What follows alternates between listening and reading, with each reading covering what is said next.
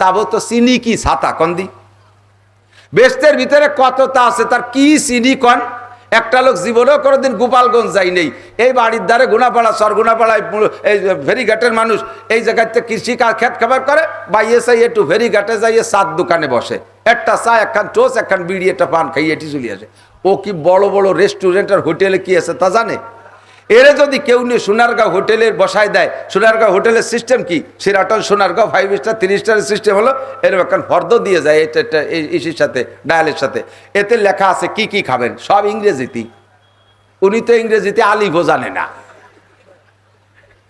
এখন pant shirt টাই করে ডাটে সাটে পরে গেছে জমিদার সাইজে এখান দিয়ে গেছে বিটা যা যা খাবার টিক দাও কলম দেশে এখন যদি আমি লেখাপড়া জানি না টিক দিয়ে খাতি হবে তাহলে কি একটা লজ্জার বিষয় না তো মুখস্থ ঠুয়োটা 3-4 জায়গা টিক দিয়েছে আর ওর ভিতরে খাবার সেই মানে পাবলিক ফাংশন থেকে নিয়ে রাজা বাচ্চার ফাংশন কিন্তু সব আছে তো উনি এই ঠুয়োটা দাগ দিতে দিতে 7-8টায় দাগ দিয়েছে পরে তাই টেরে বেরিয়ে নিয়ে আইছে একটু ফ্যান একটু দাবড়া একটু খুদ বাজা একটু খুদ ফুটনু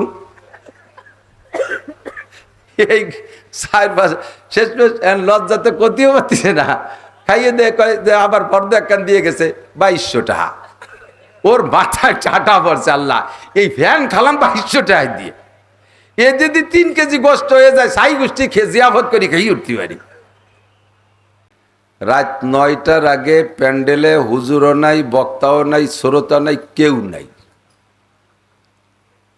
সব বক্তারা এসে ঘরের মধ্যে বসে পান খাচ্ছে জাগর কাটতেছে গরুর কাজ না থাকলে পেটে যাচ্ছে তাই বেরোয় বেরোয় জাগর কাটে না তা আমরা যে বসে রয়েছি কোনো কাম নাই তা কি করবো বসে বসে পান খাই জাগর কাটি রাত 9টার পরের থেকে মাঠে শ্রোতা বক্তা 1টা 1:30 2টে 3টে পর্যন্ত আমি বললাম যে আমাদের এলাকায় মাগরিবের পরের থেকে লোক জমে যায় একথা তারা বিশ্বাস করতে রাজি না মাগরিবের পরে লোক আসবে কি রে তো বললাম যে চলেন আমার সাথে কালকেই মাহফিল আছে তা আসে নাই কেউ তো মাহফিলের ভিডিও তারা দেখবে মাঝে মাঝে তোমরা একটু মাঠটা ঘুরেই দেখাইও আলহামদুলিল্লাহ আল্লাহ পাক আমাদেরকে সময় মতো আসার তৌফিক দিয়েছেন এবং মূল্যবান কথা শোনারও সুযোগ দিয়েছেন যারা দাঁড়িয়ে আছেন তারা কি মেহরবানি করে বসবেন বসতে হবে এটাও জানেন তাই না মজলিসে এসে বসতে হবে এটাও জানেন যদি বসে পড়েন আপনার ফায়দা বেশি আর দাঁড়ায় থাকলে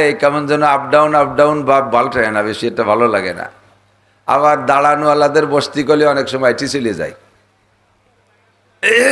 কেন্নর মতো কেন্ন আছেন আমাকে দেশে লম্বা লম্বা কেন্ন ওই যে রেলগাড়ির মতো অনেক পাও ওর পাও বেশি বলে যে আটে বাড়ি জোরে তা না পা বেশি আটে আসতে ঠিক না তো ও যে গতিতে আটতিছে আপনার পছন্দ হচ্ছে না ওরে কয় এইভাবে আটলি তুই মোল্লার আট পাড়ি দিবি কবে এই একটু ঠেলা দেন তাহলে কি জোরে আটে ওর সাথে গোল হইয়ে পয়সা হয়ে যায় পারলি তুই আইটি বেড়ে আমি পারবো না ঠিক না আমাকে বিজয় পয়সার মোড়ে একটা ভ্যানওয়ালা আছে যুবক জম্মের ডিলে তো ওর ভ্যানে উঠছে 2 জন মহিলা আসবেই পুকুরের দিক তো বিজয় পয়সাতে ভিতরে ঢুকে সুলতান সে বিজয় পয়সার মাঝখানেটা ফাঁকা ওখানে আসলি তুমুল ম্যাগ তাই মেয়ে দুটো বলতেছে বাড়ি তুই যেভাবে চালাচ্ছিস আমাকে তো জ্বরে বাতাসে উড়ে নিয়ে যাবে না একটু জোরে চালা ও কান দেয় না 3-4 বার করলেও ভ্যানের তে নামে তোরা চালা আমি যা পারছি চালাইছি আর পারবো না দাঁড়ানো লাগে যদি কই বসেন তাহলে নাইটি চলে গেল তুমি ওয়াজ করো আমরা পারবো না শুনতে আল্লাহ পাক বলেন ইয়া আইয়ুহাল্লাযীনা আমানু লা তাত্তাখিযুল ইয়াহুদা ওয়ান নাসারা আউলিয়া বাদুহুম আউলিয়াউ বাদ ওয়া মান ইয়াতাওয়াল্লাহুম মিনকুম ফাইন্নাহু মিনহুম ইন্নাল্লাহা লা ইয়াহদিল কওমাল কাফিরিন হে মুমিনরা তোমরা ইহুদ নাসারদের অনুসরণ করো না খ্রিস্টানদের ইত্তেবা করো না ইহুদিদের অনুসরণ করো না বাদুহুম আউলিয়াউ বাদ তারা আপসে একে অপরের বন্ধু ইহুদ আর নাসারা খেয়াল করতেছেন সবাই ধর্মগত দিক দিয়ে যেমন ইসলাম একটা ধর্ম যেমন হিন্দুরা একটা দাবি করে তাদের ধর্ম যেমন বুদ্ধরা দাবি করে তাদের একটা ধর্ম ওইরকম ইহুদিরা দাবি করে তাদের একটা ধর্ম ওইরকম নাসারারা দাবি করে তাদের একটা ধর্ম সারা দুনিয়ায় 4-5টা ধর্মের প্রচার চলতেছে প্রত্যেকেই যার যার ধর্মাবলম্বী বাড়ানোর চেষ্টা করতেছে তো এক ধর্ম আর এক ধর্ম থেকে ফার ডিফারেন্স। ইসলাম সবার থেকে ব্যতিক্রম। হিন্দুদের বুদ্ধদের ভিতরে কাছাকাছি কিছুটা মিল আছে, ইহুদার নাসারাদের ভিতরে কিছু কিছু মিল আছে, তারপরে অনেকটা পার্থক্য।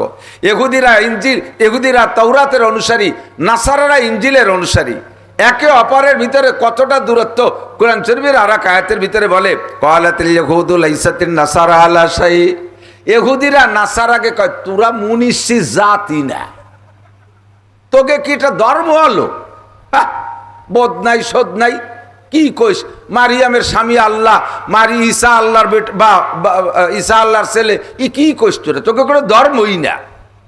এই শুনে আবার নাসারারা কি কয়, ওয়াকালাতিন নাসারা লাইসাতিল ইয়াহুদু আলা শাই, কয় তোরা মুনিশির গন্ধই না, তোকে ধর্মই না।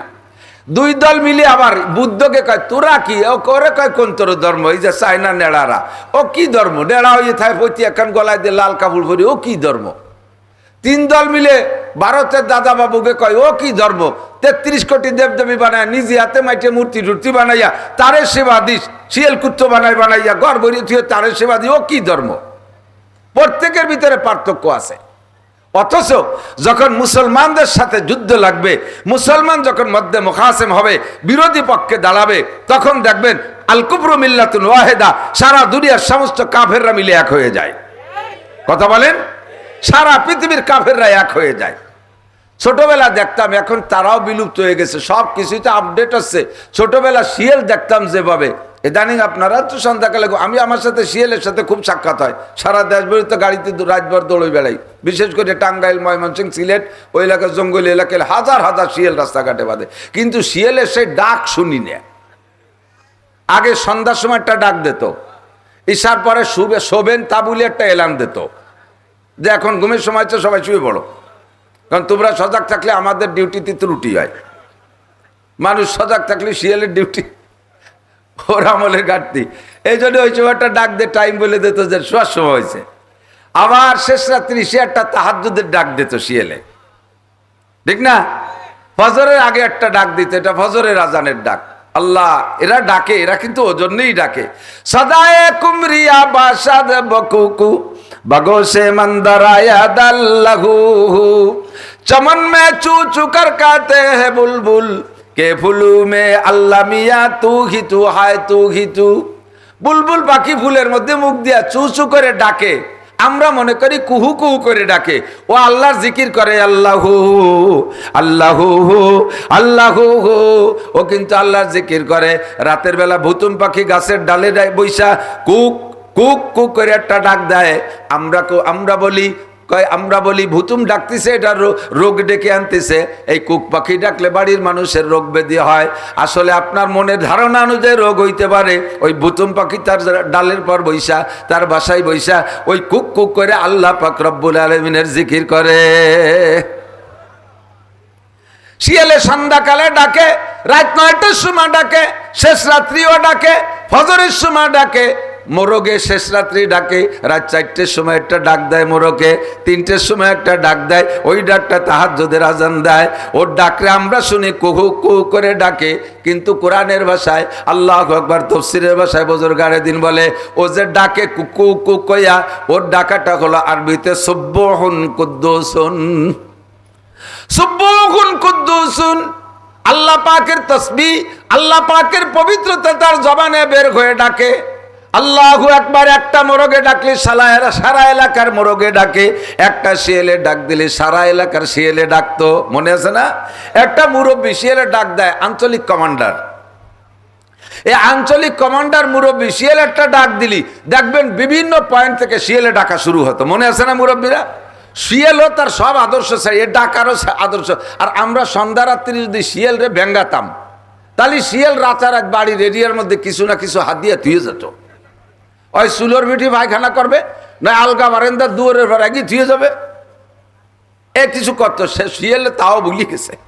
মুসলমান, তোমার সাথে হিন্দু ভাইয়ের বন্ধুত্বতা আছে, হিন্দু ভাইরে তো তুমি কোনোদিন একটু টুপি ভরাতে পারলে না। হিন্দু বাইরে তো কোনোদিন এই কলিদার একটা পাঞ্জাবি পরাইতে পারলে না, তারে তো কোনোদিন কলিদার একটা পায়জামা পরাইতে পারলে না, তারে কোনোদিন একটা পাগড়ি ভরাতে পারলে না, তারে কোনোদিন মসজিদে নিতে পারলে না, তারে কোনোদিন তুমি ঈদগাহ নিতে পারলে না, তারে কোনোদিন গরুর গোশত খাওয়াতে পারলে না, তারে কোনোদিন সরমুনায় নিতে পারলে না, তারে কোনোদিন 3 দিনের জন্য গহরডাঙ্গা নিতে পারলে না, তারে কোনোদিন বিশ্ব ইস্তেমায় নিতে পারলে না, তারে কোনোদিন তবলিগের মার্কাজে নিতে পারলে না, তারে কোনোদিন 3 দিনের জন্য নিতে পারলে না, একটা চিল্লা দিতে পারলে না, তারে কোনোদিন কলেমার প্রস্তাব দিতে পারলে না, তারে যে সুন্নতের কিছু আমল করাইতে পারলে না, তারে যে তুমি একটু দস্তরখান বিছিয়ে খানা খাওয়াইতে পারলে না, তোমার ঈদগাহ এনে তারে কোনোদিন একটু সিমাই চিনি খাওয়াইতে পারলে না, তুমি কেন মুসলমানের বাচ্চা হইয়া তার দুর্গা পূজায় যে নাড্ডু খাও? এ বাঙালি মুসলমান হিন্দুকে দুর্গা পূজায় গেছে কি যায় নাই? কথা বলেন গেছে? আপনারা বলবেন আপনারা হুজুররাও গেছেন। এই তো জবান বন্ধ হয়ে গেল, আর তো আগে তুই পারতেছি না।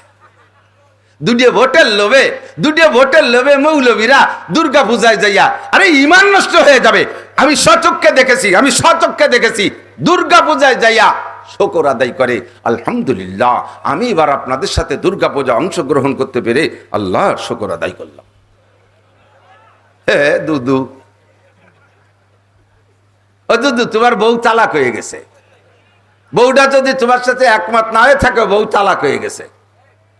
যদি এই কথাটা কেমন বলেন? যদি বলে আমি আপনাদের সাথে দুর্গাপূজা অংশগ্রহণ করতে পেরে আল্লাহর শুকর আদায় করি আলহামদুলিল্লাহ, তাহলে কেমন হবে? আমি আপনাদের সাথে 1 প্লেট শুকরের গোশত খেতে পেরে শুকর আদায় করি আলহামদুলিল্লাহ। বরঞ্চ তার চাইতো জঘন্য, কথা বলেন ঠিক না? তার চাইতো জঘন্য। দুটো ভোটের জন্য ইমান বিক্রি করে দিয়েছ মূর্তির সামনে। বলতে তো পারি না। হিন্দু বাড়ি যাইয়া দুর্গা পূজা, সরস্বতী পূজা, লক্ষ্মী পূজা, কালী পূজায় অংশগ্রহণ মুসলমান। তুমি তো তারে কোনোদিন আনতে পারলে না। তুমি তার মোহাব্বত তোমার অন্তরের মধ্যে আছে, এটাই প্রমাণ তোমার আমল আখলাকে প্রকাশ করে, তোমার তার সাথে সম্পর্ক। আল্লাহ পাক হেফাজত করুক, জোরে বলেন আমিন। রিজিকের মালিক কে? আল্লাহর পর ভরসা করেন, তাওয়াক্কুল করেন উপরের দিকে, আল্লাহ পাক সব ব্যবস্থা সুন্দরভাবে করে দেবে। এরপরে পরকালে আল্লাহ যা দরকার সব দেবে। আপনাকে বলবে বান্দা তুমি চাও, ওয়ালাকুম ফিহা মা তাশতাহি আনফুসুকুম, তুমি চেয়ে নাও। আমি খেয়াল করতেছি না, মজার কথা, আল্লাহ জান্নাতে ঢুকে দিয়ে বলবে তুমি চাইয়ে নাও, কি নিবা? আমি চাবো তো চিনি কি ছাতা কন্দি। বেস্তের ভিতরে কতটা আছে, তার কি চিনি কন? একটা লোক জীবনেও কোনোদিন গোপালগঞ্জ যাই নেই। এই বাড়ির ধারে গুনাপাড়া, সরগুনাপাড়ায় এই ফেরিঘাটের মানুষ এই জায়গাতে কৃষি খেত খাবার করে, বাইয়ে চাই একটু ফেরিঘাটে যাইয়ে 7 দোকানে বসে, একটা চা, একখান টোস, একখান বিড়ি, একটা পান খাইয়ে এটি চলে আসে। ও কি বড় বড় রেস্টুরেন্ট আর হোটেলে কি আছে তা জানে? এরে যদি কেউ নিয়ে সোনারগাঁও হোটেলের বসায় দেয়, সোনারগাঁও হোটেলের সিস্টেম কি? সেরাটন সোনারগাঁও 5 স্টার 3 স্টারের সিস্টেম হলো এরকম একটা ফর্দ দিয়ে যায়, এটা ইসির সাথে, ডায়ালের সাথে। এতে লেখা আছে কি খাবেন, সব ইংরেজিতে। উনি তো ইংরেজিতে আলিফও জানে না। এখন প্যান্ট শার্ট টাই করে ডাটে সাটে পড়ে গেছে, জমিদার সাইজে এখান দিয়ে গেছে, বিটা যা খাবার টিক দাও, কলম দেশে। এখন যদি আমি লেখাপড়া জানি না, টিক দিয়ে খাতি হবে, তাহলে কি একটা লজ্জার বিষয় না? তো মুখস্থ ঠুয়োটা 3-4 জায়গা টিক দিয়েছে, আর ওর ভিতরে খাবার সেই মানে পাবলিক ফাংশন থেকে নিয়ে রাজা বাচ্চার ফাংশন কিন্তু সব আছে। তো উনি এই ঠুয়োটা দাগ দিতে 7-8টায় দাগ দিয়েছে, পরে তাই টেরে বেরিয়ে নিয়ে আইছে একটু ফ্যান, একটু দাবড়া, একটু খুদ বাজা, একটু খুদ ফুটনু, এই শেষ লজ্জাতে কতিও পারতেছে না, খাইয়ে দিয়ে আবার পর্দা একখান দিয়ে গেছে 2200 টাকা। ওর মাথায় চাটা পড়ছে, আল্লাহ এই ফ্যান খালাম 2200 টাকা দিয়ে। এ যদি 3 কেজি গোস্ত হয়ে যায়, সাই গোষ্ঠী খেয়ে জিয়াফত করি খেয়ে উঠতে পারি। সাবো তো চিনি কি ছাতা কন্দি। বেস্তের ভিতরে কতটা আছে, তার কি চিনি কন? একটা লোক জীবনেও কোনোদিন গোপালগঞ্জ যাই নেই। এই বাড়ির ধারে গুনাপাড়া, সরগুনাপাড়ায় এই ফেরিঘাটের মানুষ এই জায়গাতে কৃষি খেত খাবার করে, বাইয়ে চাই একটু ফেরিঘাটে যাইয়ে 7 দোকানে বসে, একটা চা, একখান টোস, একখান বিড়ি, একটা পান খাইয়ে এটি চলে আসে। ও কি বড় বড় রেস্টুরেন্ট আর হোটেলে কি আছে তা জানে? এরে যদি কেউ নিয়ে সোনারগাঁও হোটেলের বসায় দেয়, সোনারগাঁও হোটেলের সিস্টেম কি? সেরাটন সোনারগাঁও 5 স্টার 3 স্টারের সিস্টেম হলো এরকম একটা ফর্দ দিয়ে যায়, এটা ইসির সাথে, ডায়ালের সাথে। এতে লেখা আছে কি খাবেন, সব ইংরেজিতে। উনি তো ইংরেজিতে আলিফও জানে না। এখন প্যান্ট শার্ট টাই করে ডাটে সাটে পরিয়ে গেছে জমিদার সাজিয়া এখান দিয়ে গেছে বিটা যা যা খাবার টিক দাও কলম দেশে। এখন যদি আমি লেখাপড়া জানি না টিক দিয়ে খাতি হবে তাহলে কি একটা লজ্জার বিষয় না। তো মুখস্থ ঠুয়োটা 3-4 জায়গা টিক দিয়েছে আর ওর ভিতরে খাবার সেই মানে পাবলিক ফাংশন থেকে নিয়ে রাজা বাচ্চার ফাংশন কিন্তু সব আছে। তো উনি এই ঠুয়োটা দাগ দিতে দিতে 7-8টায় দাগ দিয়েছে, পরে তাই টেরে বেরিয়ে নিয়ে আইছে একটু ফ্যান, একটু দাবড়া, একটু খুদ বাজা, একটু খুদ ফুটনু, এই শেষ লজ্জাতে কতিও পারতেছে না, খাইয়ে দিয়ে আবার পর্দা একখান দিয়ে গেছে 2200 টাকা। ওর মাথায় চাটা পড়ছে, আল্লাহ এই ফ্যান খালাম 2200 টাকা দিয়ে, এ যদি 3 কেজি গোস্ত হয়ে যায় সাই গোষ্ঠী খেয়ে জিয়াফত করি খেয়ে উঠতে পারি। যদি খায় এরম আর যদি খায় যে দাগ না দিলে খাতে পারবে না, তাহলে ওকে বাবা তোরা আমার বের কর দিয়ে আমি ওখান থেকে 2টি রুটি খেয়ে বাড়ি যাই। এ দাগ দিয়ে কি ডেলি ডেলি ফ্যান খাবো নাকি? চিনি নেওয়ার মধ্যে কি আছে, তার দাগটা দেবো কোন জায়গা? আল্লাহ ভেস্তে ঢুকে দিয়ে বলবে চাও চেয়ে নাও তোমার যেটা যেটা ভালো লাগে। আপনি যেটা যেটা চেনেন সেটা বলার পরে দেখবেন যে লক্ষ লক্ষ রয়ে গেছে। আল্লাহ ইয়ান কি তো কোথায় দিতে পারছি না, কি আছে এর মধ্যে? আল্লাহ কাই ওয়ালাদাইনা মাজিদ, ওয়ালাদাইনা মাজিদ, ওয়ালাকুম ফিহা মা তাশতাহি আনফুসুকুম ওয়ালাকুম ফিহা মা তাদউন। মুখে যা বলবা তাও পাবা, মনে যা ভাববা তাও পাবা। এ চাওয়া তোমার ভাবাটাবা শেষ, এরপরে দেখবা লক্ষ লক্ষ আইটেম রয়ে গেছে। ওইটা ওয়ালাদাইনা মাজিদ, বিনা চাওয়ায় আমার পক্ষ থেকে তোমাদেরকে বোনাস দিয়ে দেব। মান আমিলা সালিহাম মিন যাকারিন আও উনসা ওয়া হুয়া মুমিন ফালানুহিয়ান্নাহু হায়াতান তাইয়্যিবা। দুনিয়ার জিন্দেগি সুখময় করে দেব। আমি হাজার হাজার রেফারেন্স আপনাদেরকে দিতে পারবো। নেক আমল যারা করে তাদের দুনিয়ার জিন্দেগি কিভাবে সুখময়, তাদের দুনিয়ার জিন্দেগি, দুনিয়ায় নাই কোনো টেনশন, নাই কোনো বিপদ আপদ, নাই কোনো মালি মামলা, নাই কোনো অর্থনৈতিক টেনশন। আল্লাহর রহমতে কেউ পাবে বলে দাবড়াই বেড়াবে না। বাজারঘাটে বুক ফুলে বাজারঘাট করে, কেউ বলে না যে বাকি খেয়ে গেছো টাকা দিয়ে যাও। খিয়াপারের পয়সা কোনোদিন মার দেয় নাই। নেক আমল যারা করছে, রাত্রে তাহাজ্জুদ পড়ে, চেহারার ভিতরে একটা নুরানি ফোকাস, কথা বলেন ঠিক কি ঠিক না? জামা টুপি পাগড়ি পরে, তবলিগের সময় লাগায়, সব মানুষ তাকে আলাদা রকম শ্রদ্ধা করে। এইটাই তো দুনিয়ার জিন্দেগির শান্তি। আর কি? বড় বড় রাজা বাদশা হইছো আর পরে আকাম কুকাম করে দাবড়ের পর থাকলে কোথায় গেল সে সুখ শান্তি? সব সাতুর আড়িতে বাড়ি নাকি দুবু দুবু হয়ে গেছে, ঠিক না? তাহলে ওই শান্তি শান্তি না। যে কয়জন ইমানদারির সাথে আছে সে কয়জন আমরা এখনো আছি, বলেন আলহামদুলিল্লাহ। যে হালাতে আগে ভালো ছিলাম ওই হালাতে এখনো ভালো আছি, ওই হালাতে সামনেও ভালো থাকবো। আর এই ভালো থাকাটা ধরে রাখার জন্য একমাত্র সবক হলো ইমান আর আমলের সাথে থাকা, কথা কয় না? টাকা পয়সা কামাই করে দেখছি, কর্নেওয়ালাকেও দেখছি, বড় বড় পদ দখল কর্নেওয়ালাদেরকে দেখছি, কেউ সুখে নাই, আমরাই সুখে আছি, বলবেন না? আমরাই সুখে আছি, আসি না নাই? কোনো কেস নাই, কাছারি নাই, মালি নাই, মামলা নাই, নিরিবিলি আছে। আগেও মসজিদে যেতাম, এখনো যাব, আগে কেউ দাবড়ায় না। সুখে থাকবো, শান্তিতে থাকবো। এরপরে আল্লাহ পাক রব্বুল আলামিন আমাদেরকে যাতে ঈমান আমলের সাথে সুন্দরভাবে যার তৌফিক দেয়, এজন্য দোয়া করব। আর নেক আমল করিয়ে খেয়াল করেন, আমি নেক আমল কিছু করিয়ে অনেকে গল্প, আরে আল্লাহ আমারে বেচতে না দিয়ে পারে, যে নামাজ আমি পড়ি আর যে পরিমাণ দান করি, ওই কিছুদিন আসি ওগুলো তো খুঁজে পাচ্ছি না।